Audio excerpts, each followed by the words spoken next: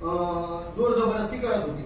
म्हणजे त्यांचा तो एक मिनिट मिरवणुकीतून जे चालले होते त्यांना निघून जायला सांगितलं. देता चारी लाठीचार्ज मध्ये जे कार्यकर्ते असल्यामुळे तिथून हल्ले नाहीत आणि तेही मधून दटून राहिले. त्याचा लाठीचार्ज करून केलेला आहे. तिथे आम्ही सर्व स्थानिक तिथे आमदार आले होते. आमदार महेशजी चौगुले, डीसीपीने त्या दगडफेकीचा निषेध केला आणि त्यांचं निलंबनाची मागणी केली होती. तर एक अधिकारी आम्हाला आतापर्यंत माहिती पडले की त्यांच्याजवळ बदली केलेली आहे, डीसीपी श्रीकांत परोपकारी. आणि अजून दुसऱ्याच्या मागणीसाठी काही घटना पासा तुम्हाला सांगितल्या. आणि येणारे नवरात्री उत्सव आहेत, तर हे हिंदू समाजाने आपले सण सूद साजरे कसे करायचे, आता ह्याच्यानंतर पोलिसांचं या सगळ्या गोष्टींमध्ये समजवण्याला आणि तिथे शांततेला गेले होते त्या कार्यकर्त्यांवरती त्यांनी गुन्हे दाखल केलेले आहेत. ते आमच्या साधू संतांच्या माध्यमातून सगळे भेट ठरली आणि आम्ही ते वापस घेतल्या पाहिजे. भिवंडीमध्ये जे येणारे आता सण आहेत, दसरा आहे, दिवाळी आहे, हे सण नवरात्री आहेत, सर्व हिंदू समाजाने व्यवस्थित साजरे करावा पाहिजे. की एकच घटना वारंवार होते आणि अजूनपर्यंत त्यांना मनुष्य पकडला जात नाही. लहान लहान मुलं कधी आणून दाखवतात ते की बाबा अशा लहान मुलांनी मारलेलं, मग यांच्या पाठीमागं कोण आहे हे सगळं पोलिसांनी तपास करून या गोष्टीचा बंदोबस्त. आपण सगळे मीडियाचे लोक बंधू आहेत, तुम्हाला माहिती आहे की महाराष्ट्रामध्ये विविध ठिकाणी जेव्हा ते सोशल मीडियाच्या काही गोष्टी लक्षात आल्या, देवी देवतांची विटंबना, महापुरुषांची विटंबना याच्या पकडली गेली, ज्या आयडी वरून होत होत्या या सगळ्या विटंबना, तर हे सर्व 15 वर्षे 14 वर्षाच्या मुलांना पकडण्यात आलेलं आहे. अशा घटना सर्वांना लक्षात त्याचे व्हिडिओ त्यांनी चेक करावे. आमच्यातला एखादाही कार्यकर्ता जर दगड फेकताना आढळला तर त्याचा बंदोबस्त 18 तारखेला तुमच्या व्यापार दाखवले ओके नाही, त्यांना पाहून तुमच्या लोकांना सगळं झालं. पण ही घटना 18 तारखे 12:30 वाजता अमदारपडी नाक्यावर घडली. तिथे दगडफेक करणार कुठं क्षुब्ध झाला होता. मला 2:30-3 वाजता रात्री फोन आला. आम्ही घटनास्थळी गेलो, परंतु आम्ही कार्यकर्त्यांनी, मी दादा गोसावी असेल, स्थानिक आमदार महेश चौगुले असतील, संतोष शेट्टी असतील, या सर्व लोकांनी ती शांतपणे त्याचा विचार पोलीस प्रशासनाने केलाय का असा आम्ही त्यांना प्रश्न विचारला. की शांततेत तुम्ही गणपती सर्व मूर्तींचं विसर्जन करणं का लोकांना घाबरून भिवंडीत दगडफेकीच्या घटना होत आहेत, तर अनंत चतुर्दशीच्या दिवशी दगडफेक होऊ शकतील अशा किती वस्त्या किंवा किती गल्ल्यांवरती पोलीस उभे केले होते. अशा काही बिल्डिंग वरती, गच्चीवरती किंवा गॅलऱ्यांमधून जिथून दगडफेक होऊ शकते आणि ती घरांवरती पोलीस बंदोबस्त लावला होता का, गल्ल्यांच्या तोंडांवरती बंदोबस्त लावला होता का, हा आमचा प्रशासनाला प्रश्न आहे. दुसरी गोष्ट यावेळेस आजची ही पत्रकार परिषद घेण्याचं कारण आहे की अलीकडच्या काळामध्ये आमच्या हिंदूंच्या वरती आणि हिंदू सणांच्या वरती आणि जे विसर्जनाचे जे कार्यक्रम आहेत याच्यावरती विचित्र प्रकारनं हे सर्व घडत आहे. नको असलेले दगडफेक करा, आमच्या देवतावरती दगडफेक करणं, चप्पल करणं लक्षात ठेवा, ही किती प्रकारे निंदनीय. आणि ते पण आपल्या हिंदुस्थानामध्ये आमच्या जरी असं घडत असेल तर आम्ही न्याय मागायचा कोणाकडे सांगा ना.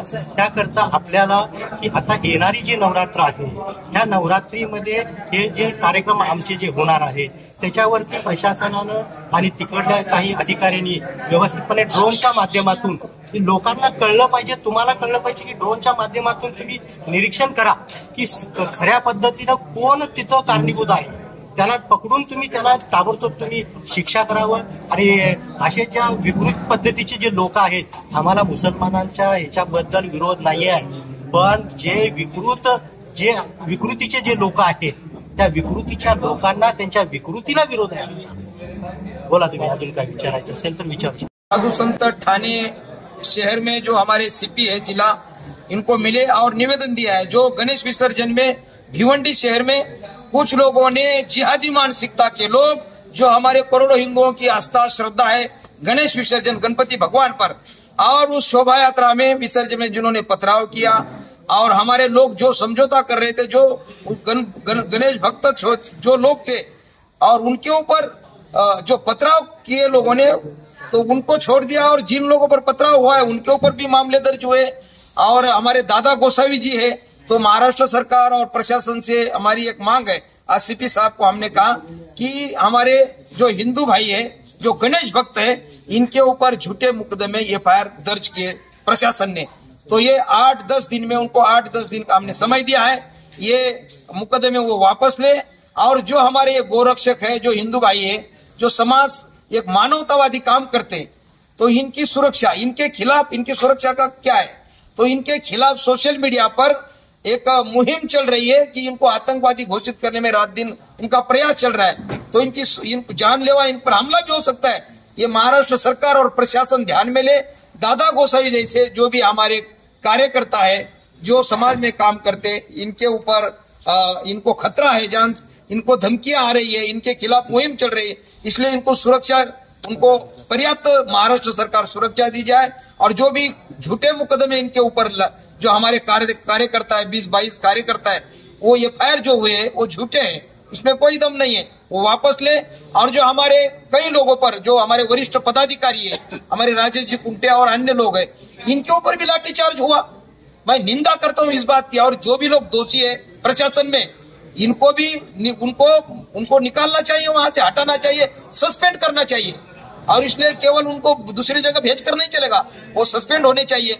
और अभी आने वाले, जैसे गणेश विसर्जन हुआ, आने वाले समय भी नवरात्रि है, और इसमें भी ये लोग कुछ कर सकते हैं। और इसलिए प्रशासन को पता है कहां से पथराव होगा, कहां से ये शोभा यात्रा रोकेंगे, तो ये उनको जानकारी होते हुए भी कोई तैयारी नहीं है उनकी। और ऊपर से हिंदू कार्यकर्ता पर आप मामले दर्ज कर रहे हैं।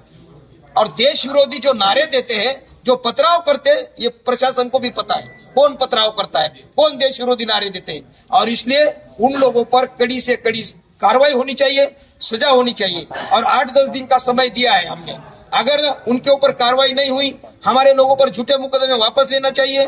और इसलिए हमने 8-10 दिन का समय दिया है, नहीं तो पूरे भारत के जो भी हमारे साधु संत है, अलग अलग अखाड़े के वारकरी संप्रदाय, साधु संत, सन्यासी, सभी लोग एक साथ आकर वहां हम बड़ा एक आंदोलन करेंगे। हम कुछ दिन के बाद महाराष्ट्र के सम्माननीय मुख्यमंत्री जी, उप मुख्यमंत्री जी, इनको भी मिलेंगे। और आज सीपी साहब को हमने निवेदन दिया है, उन्होंने आश्वस्त किया है कि 8-10 दिन में हम इसका हल निकालेंगे। तो हमारा एक भरोसा उनको पर है।